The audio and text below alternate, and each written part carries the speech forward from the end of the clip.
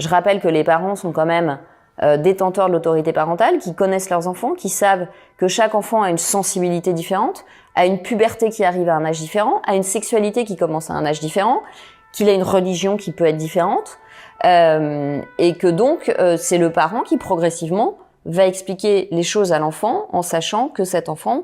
est prêt à entendre certaines choses à un certain moment et pas à un autre, et qu'il y a des petites filles qui sont déjà formées à 9 ans et qui peuvent entendre des choses que d'autres petites filles ne sont pas, que d'autres adolescentes sont à peine prêtes à entendre à 12 ans, qu'on peut pas effracter le psychisme au nom du bien de la sorte. Donc on montre des images qui sont très violentes. Je vois pas en quoi on prévient les abus sexuels en expliquant à un enfant de 5 ans qui peut demander des bloqueurs de puberté à ses parents.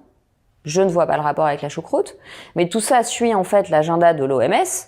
qui a décrété qu'il y avait des droits sexuels des enfants, et qui est en train de forcer le passage. Et au nom de prévenir des abus, est en train de créer un abus psychique en faisant intrusion à la fois sur la sphère familiale et sur la maturité psychique d'un enfant. La maturité psychique d'un enfant prépubère n'est pas la maturité psychique d'un adolescent de 16 ans,